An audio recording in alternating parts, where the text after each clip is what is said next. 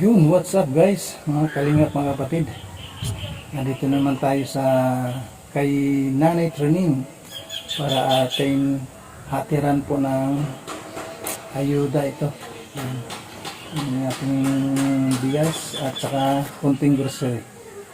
Yan, maraming salamat po kay Ate Dol Dumundon. Shout out kay Ate Dol Dumundon yan sa HK. Yan, sa ating mga kababayan na mga OFW na nagtsatsaga sa kanilang pamilya para po mabuhay ang pamilya. Yan.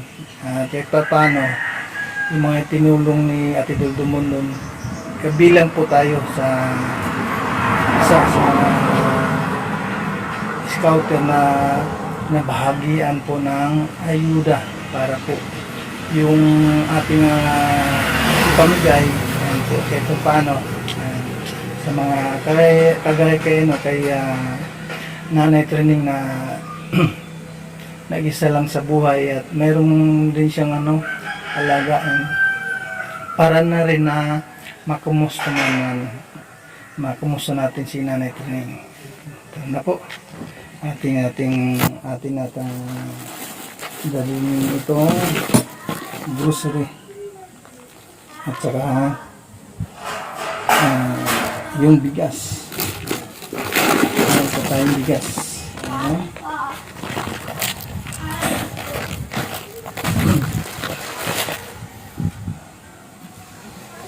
So, samahan nyo lang kami. Samahan nyo ako pala. Mag-isa man lang ako na nandito. Ayan.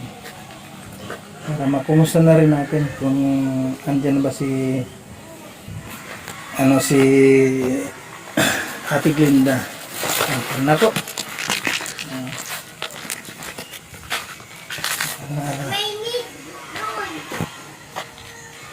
Sabay kumusta na rin kay Ate Glinda. Nandyan siya ngayon.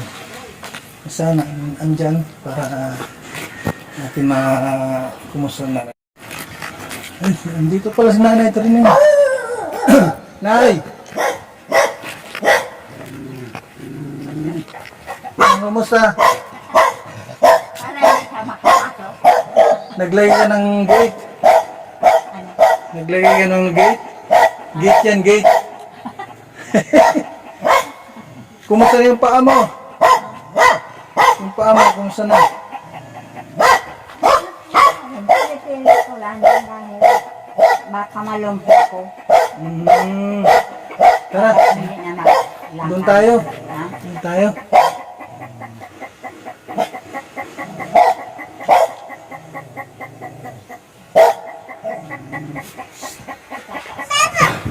Baboy ano? Yun ay. Baboy. Baboy. Wala yung tungkod mo. Kaya mo pa.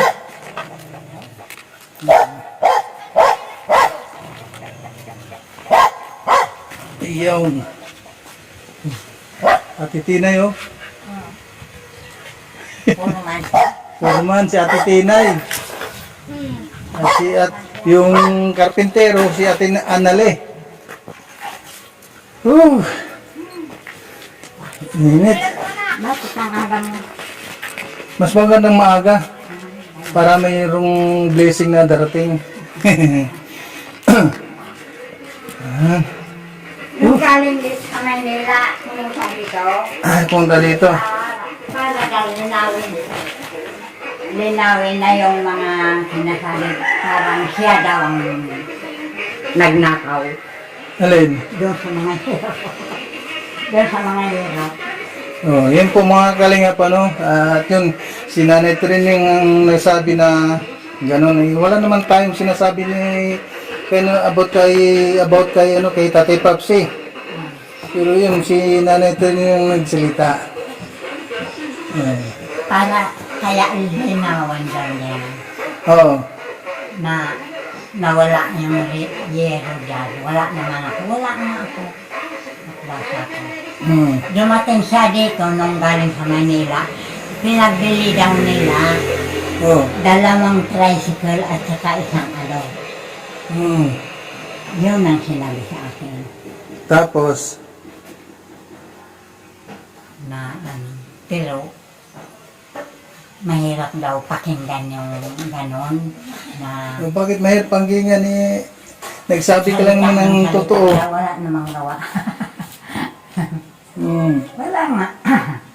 Yung kutso na dadalhin dito, wala naman. Pumunta dito si Kagawad. Tunet, Guarin Aquino, binigyan ako ng kutso. Ayun o. Hmm. Si Kagawad Aquino ang nabili ng kutson. Pangalanak namin yan. Hmm. Binigyan ako dahil lamang si Annalyn may sakit ako. Hmm. Kawawa nga si Nana training. Binigyan ako ng ano ba yun? Oh. Ayun, mayroon ka ng kutson. Wala naman yung sinabi ng huwag na kayong bumili ng anong kutson, dadalhin ko na. Wala, hanggang sa ngayon, wala. Ayun o, mga kalingap yun ang ano ha, baka mamaya, ano naman ang masasabi ni Tatay Papsi, pero hindi naman natin sa kinukontra yung sinasabi ni Tatay Papsi. Ano niya yun, kumbaga choose niya yan na magsalita. Pero ako ay nag-update lang dito. Yan. Kumusta man si Nay, si Ate Glinda? Sino ba yung sinabi ni Ate Annalyn na merong nakita doon sa may Sorsogon? Daw. Nagtawag siya sa pulis. Oh. Anale! Ale daw. Tumawag ko ba doon sa ano? Stop na ako doon. Oo. Awan ko po, wala pa. Anong sabi nung pulis? Pero nagsabi ka doon sa pulis? Hanggang ngayon, wala pang akong response. Baka po wala pang balita. Baka. Kasi, Isang buwan na kahapon. Isang buwan na kahapon talaga. Baka mo lang naman nagbibigay. Baka naman siya natutuloy yan. Yun ang hindi natin alam, Nay. Dahil naghihingi yung ngayon. kunin mo yung papa. Baka mayroong tumutulong sa kanya doon. Siguro kung hindi tayo nagkakamali, baka kamag-anak, pero hindi natin alam kasi kung kamag-anak ang tumutulong sa kanya, dapat yung kamag-anak na tumutulong, dapat ipaalam niya sa iyo. Tatawag. Kung hindi naman na wala naman sinasabi si Linda na taga dito siya. Yun lang. Niya yung mga Wala kasi tayo sure kung paano natin maanuhan. Kung paano natin na makita dun sa Sorsogon. Kasi malayo yun eh. Alam nga man, Napunta daw susugon. hanap tayo ng hanap doon, hindi pa natin sure kung andun siya. Siyempre, maglalakad yung Kumusta na kaya yun? Wala na tayong balita doon kay kaya Ate Glinda. Hayaan mo na lang, Nay. Baka sakali pag mali mo, biglaan lang na darating. Diba?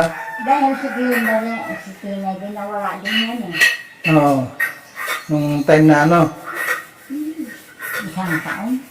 isang taon din na nawala si si Tinay. Dinala yan dito ng DSWD nakasakay sa van. May dalang pagkain, may mga damit, may dalawang lalaki, tatlong babae.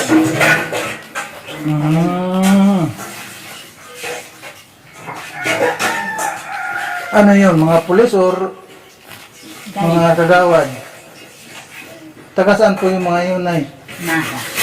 Taga Naga ang nagdala Dahil dito. nakita siya doon sa Naga. Si Tinay. Biro mo, nakarating na Naga pala. Kaya wala na tayong balita kay Ate Glinda kung paano na siya, kung saan na ba talaga. Sino ba yung may kamag-anak ba kayo doon sa Sorsogon, Nay? Oo, siguro masagal na. Anong pangalan? Na yun. Anong mga pangalan mo? Ha? Jose Jose? Umbre. Trillanes Umbre.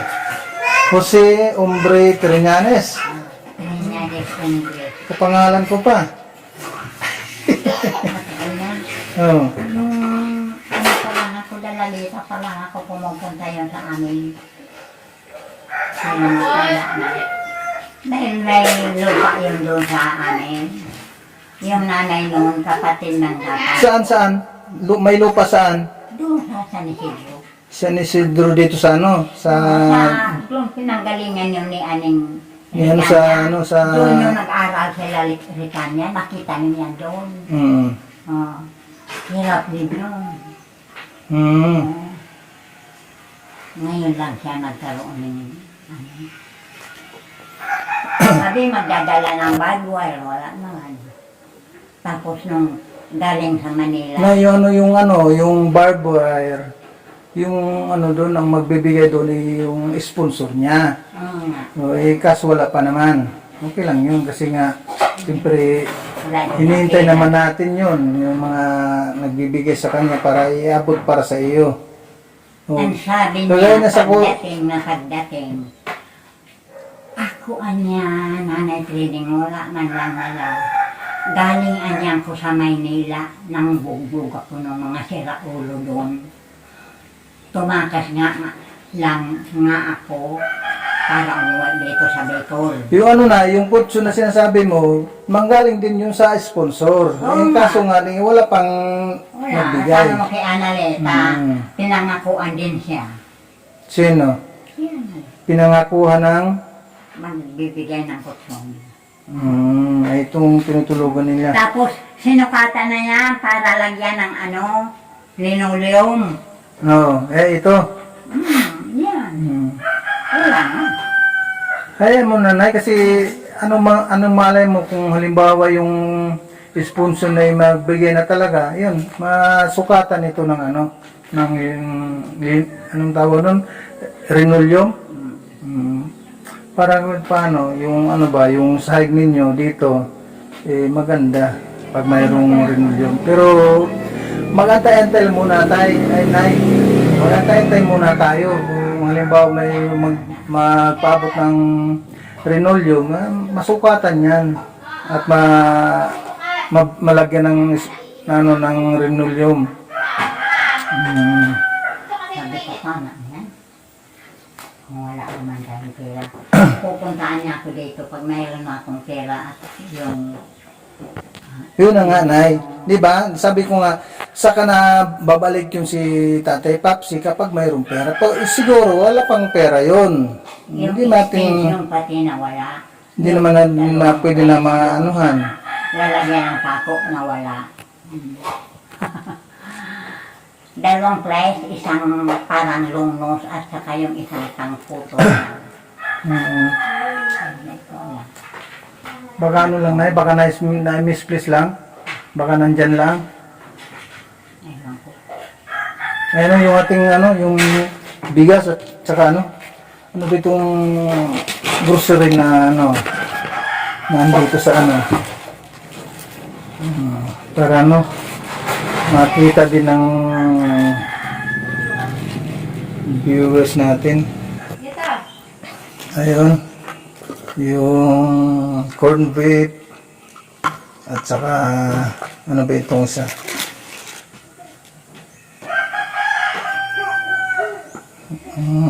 Ano pa rin? Karne norte.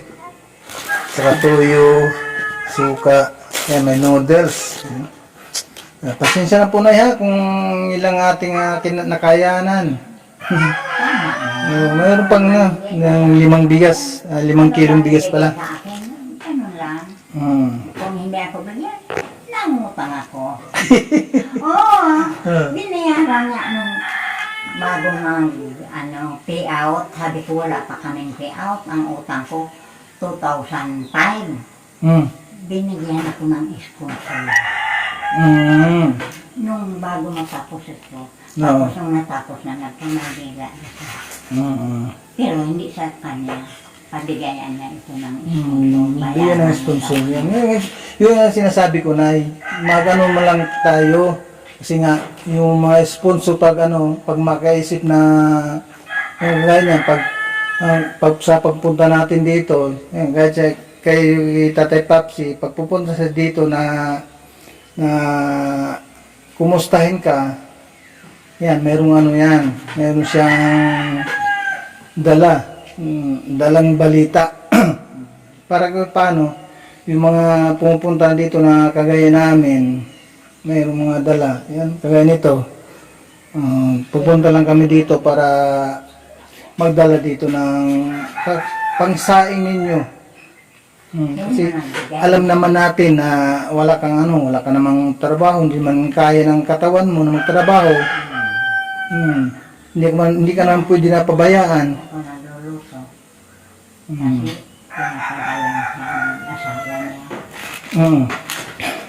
Binili nga ako ng gamot. Ay, bumili ka ng gamot.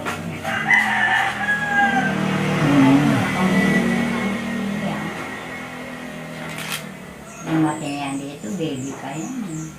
Si Anale.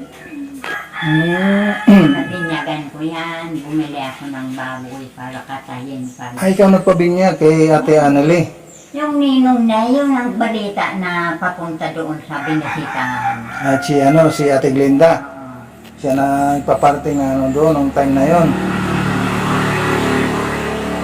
Pero nagtanong ako doon, kaso nga lang walang doon, walang Walang napunta, no?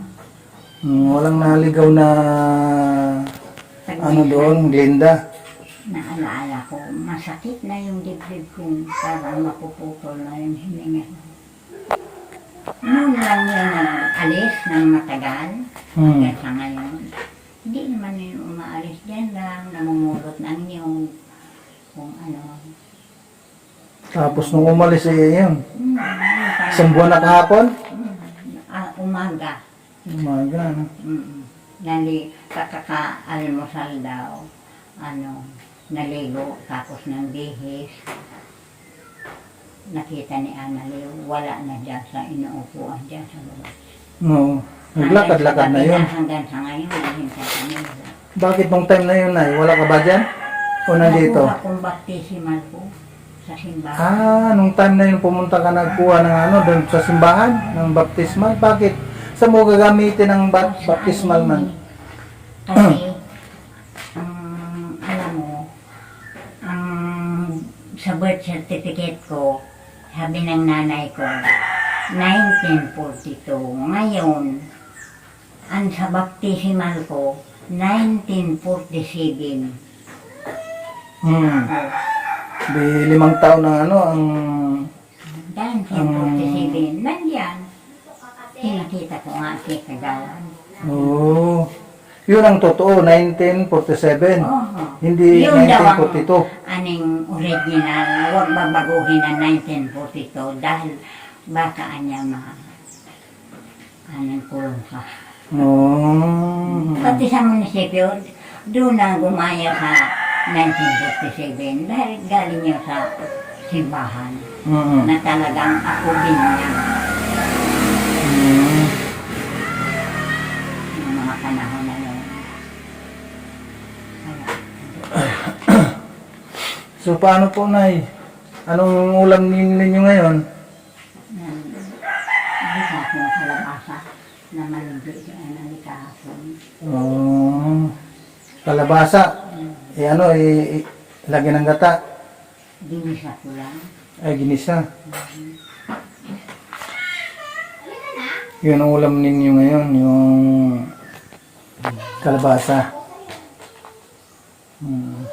So paano, Nay? Ako muna alis at meron pa akong lakad. Meron pa akong isa na puntahan.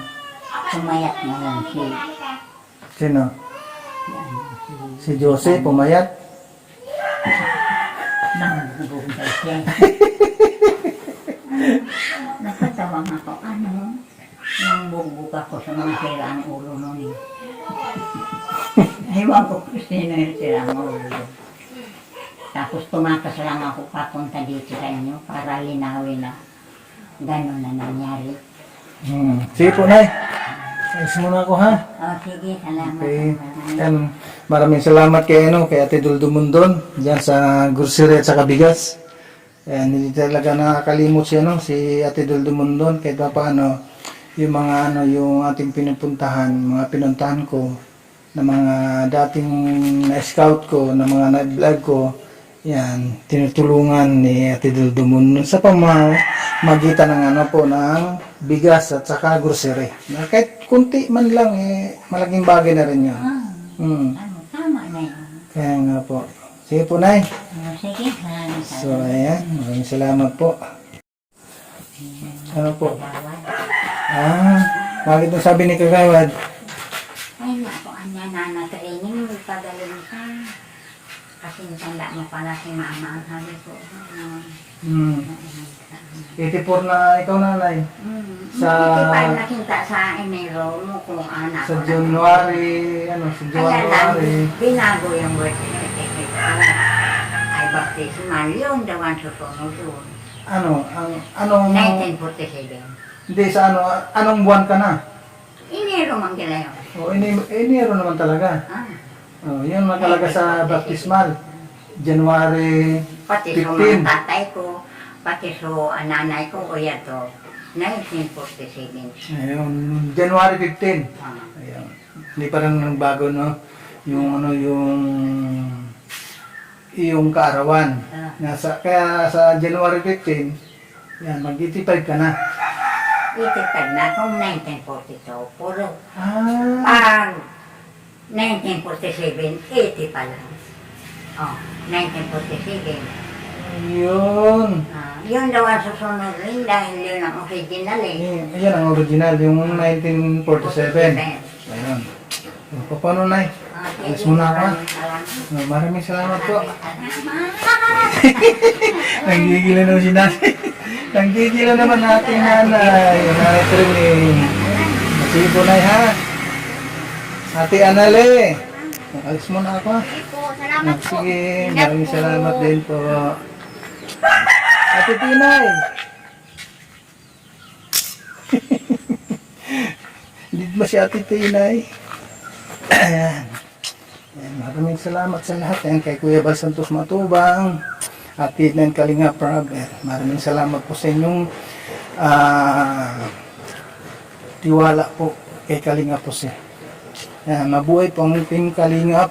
Yun ang ating update kay Nanay Truning about po kay Ate Glinda. Kaya talagang wala pa si Ate Glinda.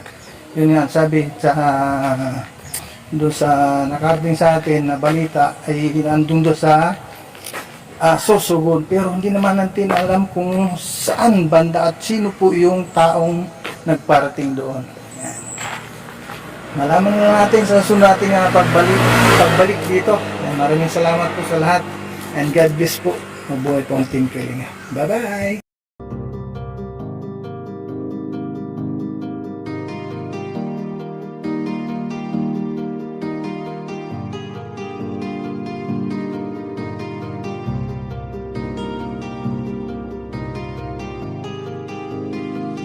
Para sa inyo, lagi nandyan siya at mag-aabot ng pag-asa.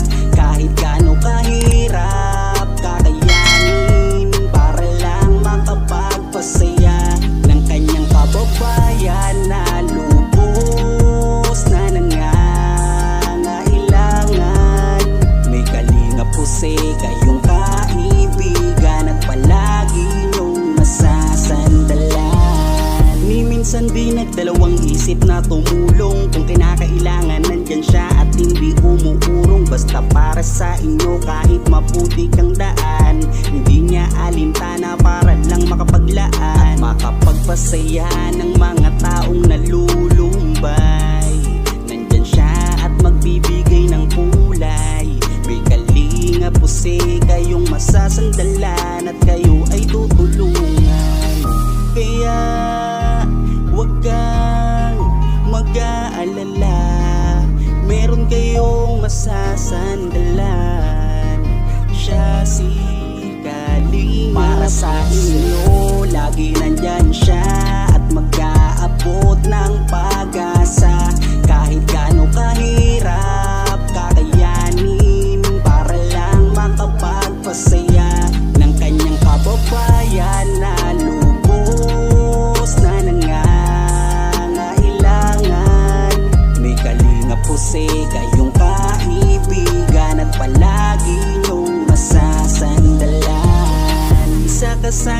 karaniwang instrumento ng ating Panginoon upang tumulong sa mga taong nangangailangan. Di ka napagod at di mo sila sinukuan. Salamat sa lahat ng sakripisyo mo.